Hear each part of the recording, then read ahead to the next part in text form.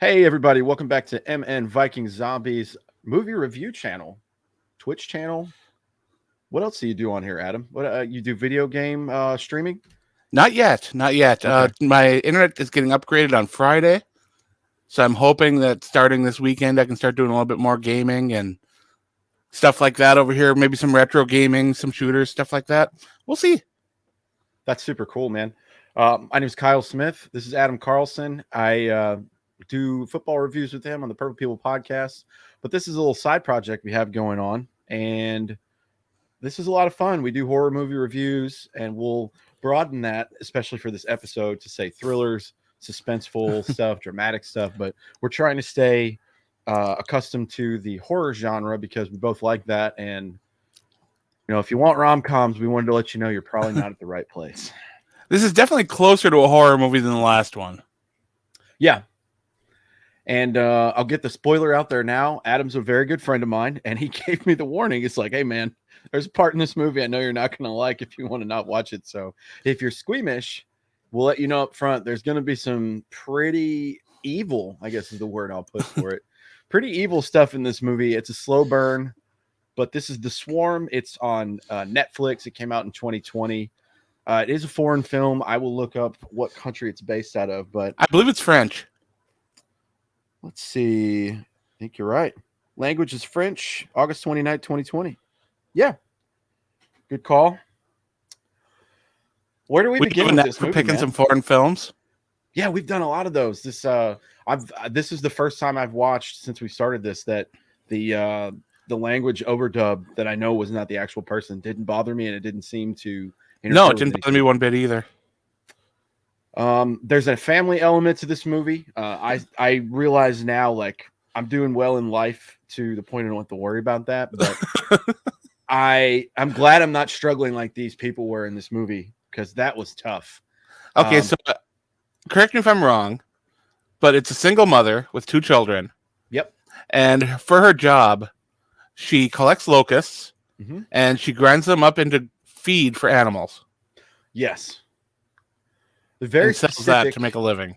Very specific, very niche job, and like she expressed in the movie, you have to have good clientele because it's few and far between.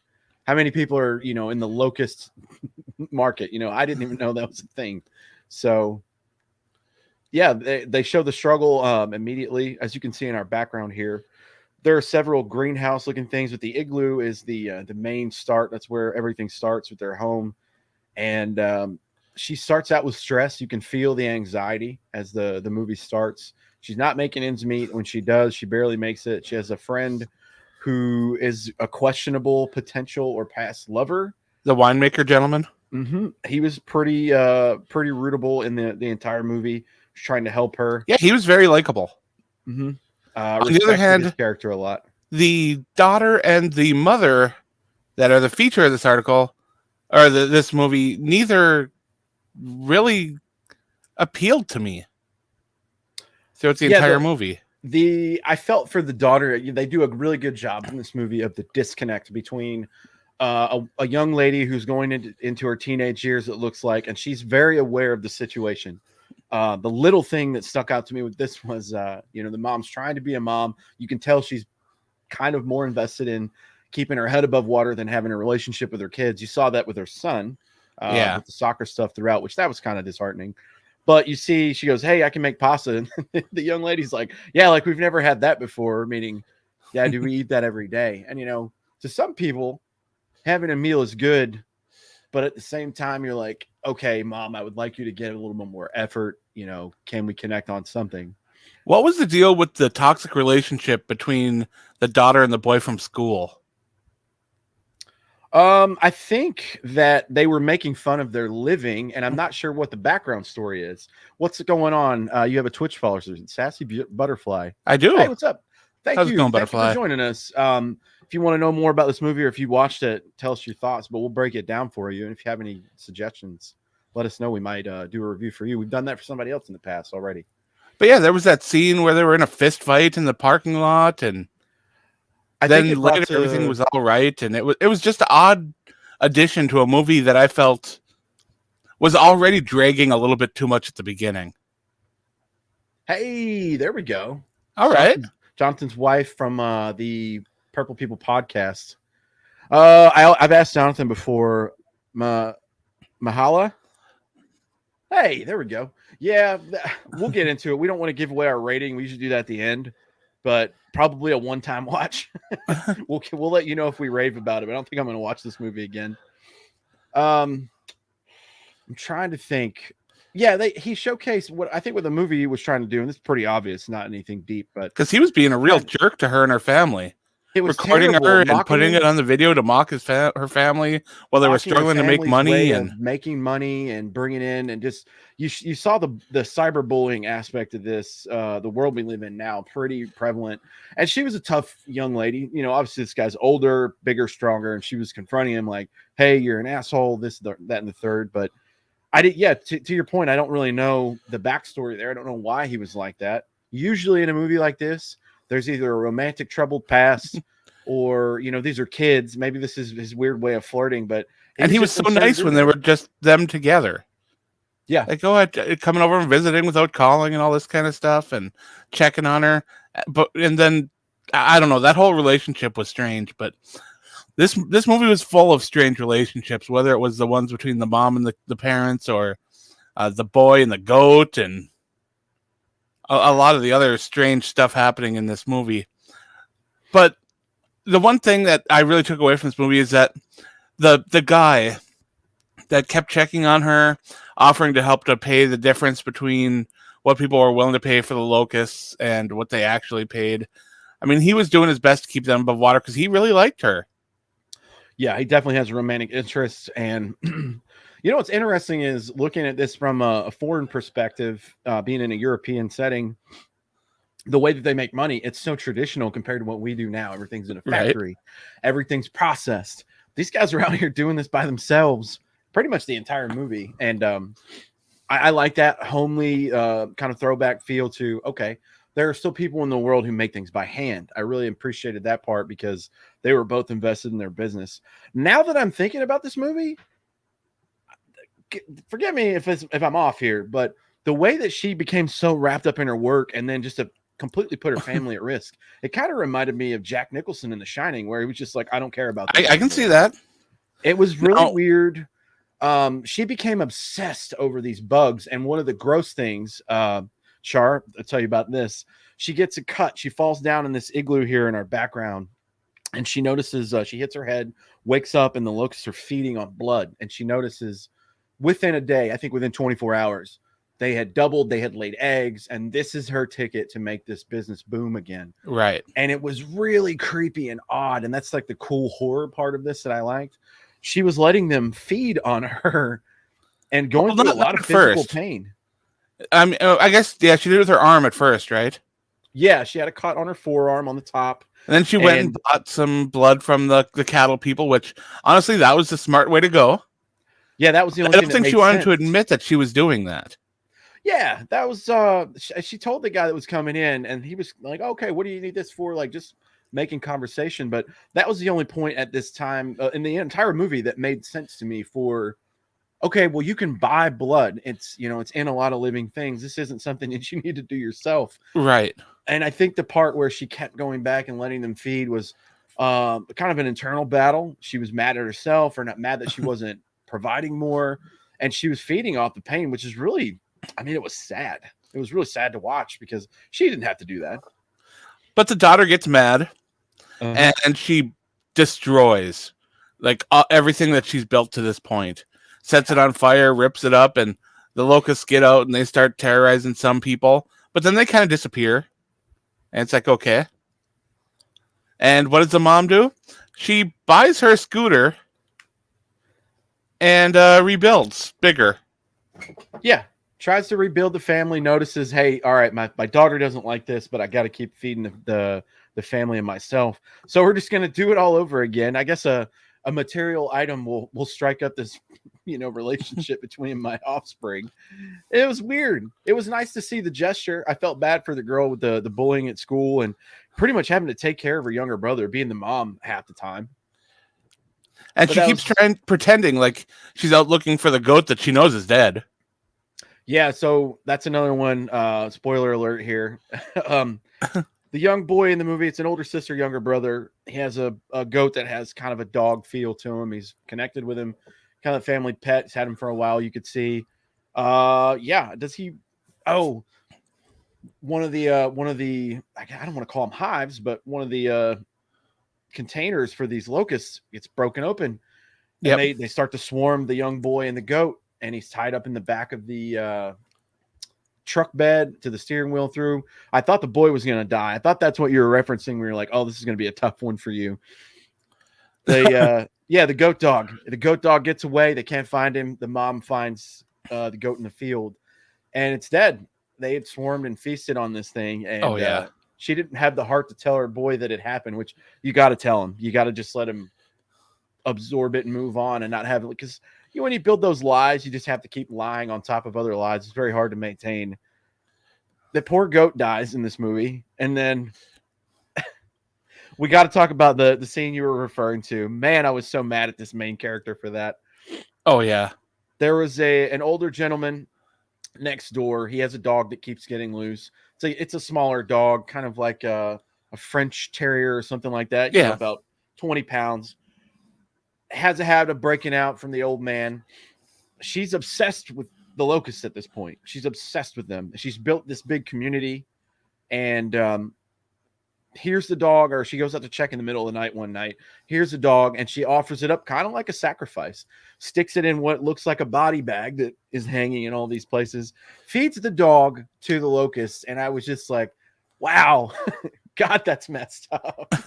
And you can hear the dog just whining and in pain. That was hard to watch.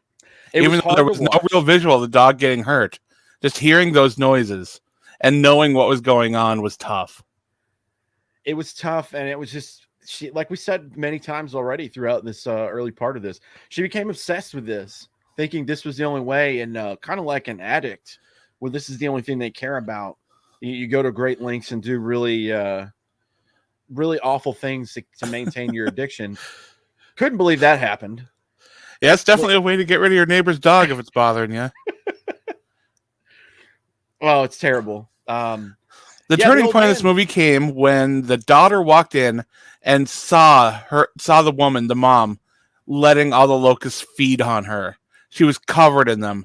And throughout the movie, she was always wearing a long sleeve shirt and would never take it off. And there were opportunities. I mean, they went to the beach and she wouldn't take it off at the beach. She was starting to make out with the winemaker guy, and stopped it dead in his tracks as soon as he started to try to take off her clothes. It was just an absolute mess, and it was something else. Yeah, she has the awareness, but she doesn't care. And that was one of the things when they got into a fight that really was tough to watch. He's like, do you not care? Do you not see how messed up your daughter is? Do you not see the situation? She knew why she had to stop. She knew why she was at the beach with her kids, and she was in a jean jacket, and she didn't care. She was obsessed with making this work to the point where it almost destroys her daughter. And luckily, thank God, her son, backstory on the son in this movie, he's a soccer player. He wants to go to camp. They're struggling to make rent.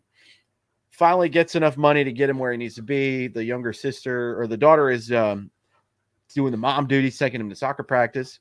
Yeah. He's at camp when the finale happens. Thank God, because I don't know if he'd have made it, but man, that was such a weird ending. By the way, we were talking, just so Char, you're included.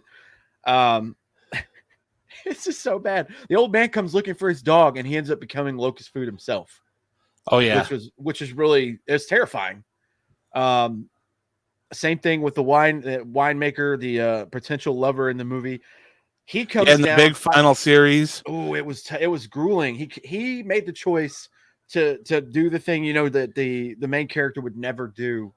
All those locusts slamming themselves against the glass, trying to break through and get to be able to feed. That whole movie, for how slow the beginning of the movie was, it sure picked up and got quite intense as soon as the discovery was made by the daughter. We have to put this on here because it's hilarious. Love Hello, face. Here, porn buffs girls, we'll on do what you YouTube. say. All right, love face. Tell all of your friends to get on here and watch this and comment. You have to do what you said it. Yeah, that was terrifying, man. The volume at which they were slamming themselves into the house. At this point, the winemaker, potential love interest of the main character, has ripped apart a couple of these tents here, threw gasoline on, set them on fire. The locusts break out, and in hindsight, that was not a good decision. That's what Not ends the up best way killing to him. go about it. What's that? That was not the best way to go about that. Maybe throw a can of that bug bomb in there, you know? He did not think that through. That was going to be his demise less than 10 minutes later. Yeah, when you mentioned earlier too, the younger daughter walks in on the mom, basically has a beehives keeper thing off of her face. She's in her underwear, letting these locusts just feed on her. That doesn't feel good. That hurts. And She's they showed parts of her picking the locust's body parts and stuff out of her skin. That part was pretty gross. That was gruesome. That had to hurt if that was a real thing going on. Overall, yeah, this movie, I think what it wanted to portray is desperation. Well, let's finish up talking about the plot, because we got to talk about the very end. Where the daughter ran away from the house while the locusts were feeding on the winemaker, and she got to the lake. She tips over a canoe, and she gets under it, and the locusts are still trying to dive into the water to get through the boat to be able to feed on her. The mom chases her, ends up at the lake, and the mom ends up stripping down, covering herself in blood, and letting the locusts feed on her. Now, I don't know how the locusts, maybe they were just full? Yeah. But they eventually flew away, and she swam over to her mom, and they hugged, and her mom was still alive. So this might be a happy ending. Yeah, it was bittersweet. Like we said, the young son was away at camp. What I didn't understand about that at the end was, and it's so funny, the canoe thing made me think of Pirates of the Caribbean. I laughed really hard when that came on. Yeah, she cuts her hand, jumps in the water. I don't know how she survived, to your point. I guess they were full. I was kind of hoping for the movie purposes that she'd have been dead. Right. Because I think that would have been a better ending. Yes. It would have been more realistic. It would have left because the dog was acting more like the mom anyway, and her mom was so obsessed with this business. I mean, I don't know why she didn't start over when she said, "Okay, we can start over, and I can get this job, and we won't have the potential of making as much money." And instead, when that happens and it burns down, she sees all the money that could be made if she started up this locust thing again and did all the blood stuff again. And it just says a lot that. I know that she was doing it to support her family so that they could have food, they could go to camp, and they can have the scooter and everything that they wanted. And a lot of that's kind of overlooked in this film because all you really see is the intensity in the mom, and it makes it feel like she's just kind of doing it to be greedy when I know that's not her intentions. Yes, the intent there is warm-hearted, take care of your family, provide, but the execution and definitely her attitude, it was not good. No. You're blowing off your kid's soccer practice. You're not interested in what I consider the most vulnerable part of a young teen or preteen's life is that age her daughter was at. And you just completely throw yourself into something that even the kids are in it. They portrayed this in movies a lot where kids would say stuff like this, knowing damn well they're not that advanced to say things like that, but they're like, your business is failing, I don't believe in it, can you please do something else? Right. The kids in college, they might have that conversation with them. Maybe not this young, but the kids are even aware. And then you blow off the one potential love interest you have over an obsession, and it was eerie. It was very eerie. The obsession and the addiction in this movie shined hard, and it made her very, very hard to root for because she was hurting everyone around her. And it ended up killing some people, honestly. It did. Gruesome deaths in this movie. The dog scene is definitely rough to watch. The old man coming to check on his dog, dying in there, rough to watch. The winemaker, the way his body was torn up a bit, that was tough. Seeing the arms and the back and stuff of the mom as she was being fed on and how much damage that took out to her body. Whoever did the prosthetics and the gore and all that for the special effects, because I'm guessing they were practical effects, they turned out real nice. Yeah, that's a positive for the movie. The kills are kind of the same and based on the same way of happening, but the details and the series leading up to it makes you feel. I felt really bad for the old man and the dog. Obviously, felt bad for the potential boyfriend. Um, yeah, that's a good point. Could be. We don't know the underlying story. That was a good kind of figured out point for yourself. Do you think that might have been it? I'd like to know what happened before, why there wasn't a man present, because these kids came from somewhere. I don't know if I missed that, but would have No, liked they to never have. touched on the reason the father wasn't in place. That was mysterious, kind of left out to your own But that didn't interpretation. bother But me really. no, it didn't have to be in there. It just made me curious.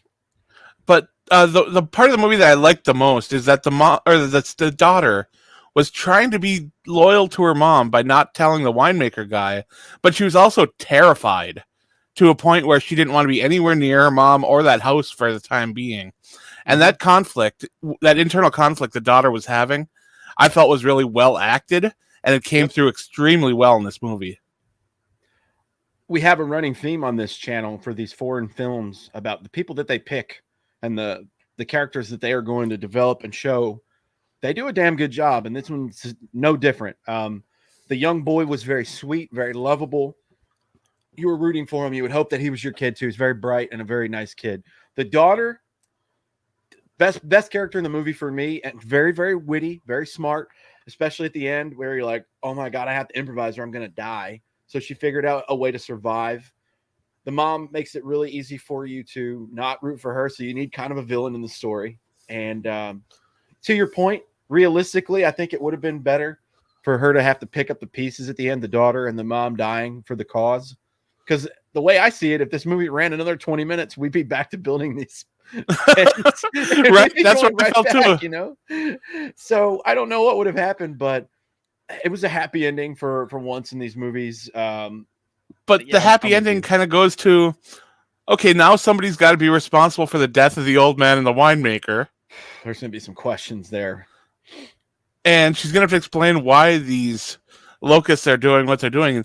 Why hasn't this ever been done before, I guess, if this is true? I mean, it's not like locusts can't find blood anywhere. Right. And who knows, man? That's another thing I thought of too. It's kind of like with like Spider-Man or like World War Z. Is there something in this woman's blood in particular that drove them to this madness? Because this isn't the first time that these bugs, like animals, feast on each other, and it's pretty brutal and gruesome. So that was another thing that I wanted to like get more context on. It was kind of fun to learn about some of the ways that those bugs are being fed, though, because I had no idea that you took whatever they ate and mixed it in with gelatin and then with the water and everything. It's like, okay, this is a subject matter that I had no knowledge about going into it. I know Zero. nothing about keeping insects, and yeah, I know quite a few people that actually do that. I have friends that run a beekeeper thing, and honestly, I've never even asked them about it. Yeah, it's interesting. I didn't know, and I'm hoping that it's true, but I didn't know these guys shed their skin either. And a lot of this movie was zoomed in, so you could see. Like, I love the scientific and naturistic part of seeing an animal up close that you can't even get close to because they fly away. It gives you that kind of I don't want to say barbaric or archaic. That's not the right word to describe it, but it gives you that real feeling. You're like, oh, these things, animals see in black and white. They do what they do to survive. And you see that in this movie, but it made them also look way bigger than they were. Seeing them up close. But yeah, to your point, like the gelatin stuff, didn't know about that. I didn't know that they shed skin. I learned something in this movie. That's pretty cool. Yeah, it was nice to have a little bit of a learning experience. I do think that just for the purposes of these YouTube reviews and Twitch reviews, that we probably are going to go out of our way to select a slasher film next. 100%. Because we need to get back on track for what we both really like. It was nice to take a little bit of a diversion and go into a little bit more of thriller and suspense and just absolute whatever this was.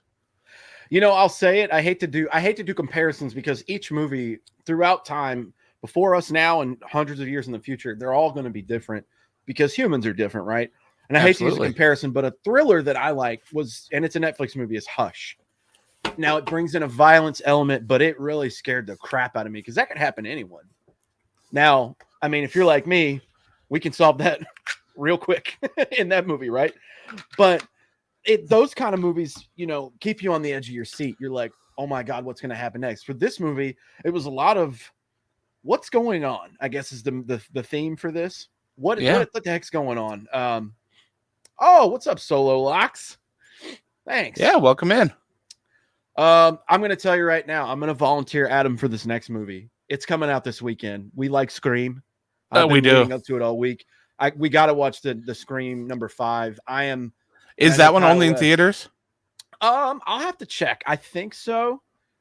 And if we need to wait to do it till you get access to it, that's fine. Because I know it's a blizzard up where you're at, but I'll be there Saturday to check this film out. As soon as it's available to me, I'll definitely let you know because I'd love to talk about that one. Shout out to Kyle West. He does our football podcast with us too. I know he's a huge Scream fan. Those movies changed my childhood because there was such a realness to it.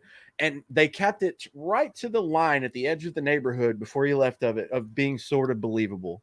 Because it's hard to do that Scooby-Doo thing where you have a new villain every movie and episode. But they did it, and they did it in an interesting way. And I'm so pumped to see what they come up with this because it looks dark. This next one looks really dark. But I've avoided every preview. I know nothing about it going in. Good. I also saw that the Final Destination movies are getting rebooted. Oh, wow. Those are fun. They're not great movies, but they're always fun. I'll be honest. I have never seen one of them. I might just check one out for this channel. I saw the premise of it and I was like, I don't know if I believe that, but none of these movies are real. So, right. But as far as the Swarm, I guess we're heading towards the end of this. This is a one and done for me. It was I'll say the highlight of it for me was this is, yeah, I still don't go behind a log truck. No, I don't do any of that. We get out of the way. I will say the interesting part of this is the learning experience. I think the slasher thing's been done a lot. The evil possession has been done a lot in this genre. This is a first for me with an insect movie of it being just and like the premise of Candyman is cool because he's a beekeeper of some sorts, but they don't come in that often. This was the whole plot of the movie were the locusts, and I thought that was really cool and original. So I'll say that is my highlight. I don't know that I would say this is like a go out of your way to watch. I guess I'll give it a 6 out of 10. It's okay. It definitely builds at the end. There are people that you're going to root for and hate in this movie. Overall, it was all right. Aside from a couple of kind of, I won't say jaw-dropping, but maybe eye-opening scenes, I kind of felt this was a little bit dull as a movie, especially at the beginning. Yep. And the longer it went on, waiting to see, working through all this high school stuff and the relationship between the daughter and the kid, I know that I'm getting a little bit impatient with some of these films because they're trying to establish the characters, but this one takes a long time to get going, and by the time the locusts are really starting to do their thing, the first swarm disappears, the second swarm just, I don't know what happened with it, just kind of flew away. So I thought at the end of the movie, I thought they were all trying so hard to get to the girl in the canoe that I thought I saw it killed themselves bouncing off the boat. That or they drowned. A lot of floated because there were a lot of them floating on the surface of the lake. But if you see in our background here, that's potentially millions. So it kind of left a little bit to be desired. You're right. Yeah. So the premise, although interesting, I didn't think it was explored enough as far as in the scope of the movie. I'd like to have seen a little bit bigger emphasis on the locust and the swarm rather than the family. I guess this is one of the few times that you're going to be a little bit more generous than I am because I'm at 5.8. Yeah, that should tell you guys. We're never going to poo-poo on any of these movies. We don't make films. We just sit back and do the easy stuff, right? And definitely, like we said earlier, the next one that we do, the next couple that we do, they're going to be more gory slasher, zombie, whatever base, because these thrillers are great. They're suspenseful, but that's kind of the neighborhood we wanted to be in the first place. So normally I'll say I'm glad I watched it, but I won't watch it again. But this one, I honestly would have been fine if I didn't watch this one. Yeah. which sucks because I picked the last one that we did. We did The Guilty with Jake Gyllenhaal. I love him to death. It was all right, not great. And we had mentioned this one before because we both saw the preview and we're like, "Oh, that'll be wicked. Let's do that." And it was pretty disappointing. Char, what do you mean? Give opinions? Give me more. Oh, Gore's definitely better. Yeah, Gore's a lot more fun. You know, It I like to is. see people's creativity on how they would do it. You know, you're potentially doing the purge thing. It's like, okay, you're gonna get away with murder for a 90-minute sequence. How are you gonna do it? I find that interesting, but Yeah, and a lot of those movies that I don't know if we're going to be able to talk about on here, but a lot of those revenge movies that are just absolutely gore fest, but touch on a lot of really sensitive subjects. I'm not sure whether we're going to tackle some of those or not, but we might kind of try to stick to, for now, the really suspenseful horror movies, especially slashers, that maybe some monster movies too. I don't know, but for now, I think it's time we kind of taper things back to the basics and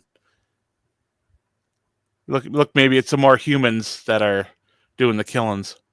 yeah, we're gonna have to. I mean, give us some slack though, guys. I know we're trying to build this up for Adam's channel. If you could always do, oh, thank you, Fresh Show. If you could always give a trigger warning, yeah, for sure, we'll do that. Not a problem. We appreciate that.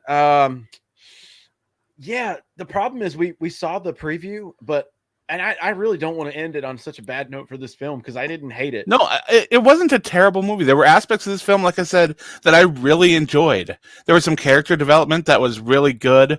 There were some scenes that were visually appealing. There was some disturbing stuff that people could enjoy. I mean, it's not a film to completely avoid. If someone said they were going to watch it, I wouldn't stop them. But I wouldn't recommend it either. It's the trailer that really did us kind of, I don't want to say dirty, but it misled a little bit because we thought it was going to be more of this direction and it went this way. But we'll get back to. Yeah, I was expecting more of like the Hitchcock Birds kind of stuff. Yeah. Instead, I didn't know you were going to feed dogs to locusts, man. Damn, I'm going to have puppy dreams now. No, it's not that bad. You guys are right. If we ever do something like that, we will put up trigger warnings and things like that because I don't want people getting uncomfortable in here. I just want a nice, fun conversation where we can talk about horror movies that we absolutely love. You don't talk too much. We love the interaction. We do. It's kind of like the football chat, you know, like the more you give us, the better, and we'll appreciate it. Adam did it for me. I knew exactly when he sent me that message. I was like, it's either going to be something about a kid passing away or an animal. I knew it was one of the two. He knows me that well.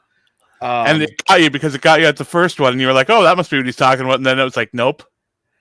Once I saw what was about to happen, I was like, oh, this is it. This is it for sure. But yeah, that's a good, you know, we haven't had that suggestion yet.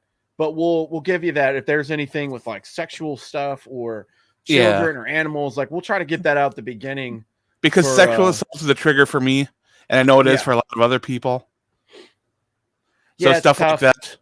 I had a conversation recently. My brother and his wife were out of town. Her sister was dog sitting.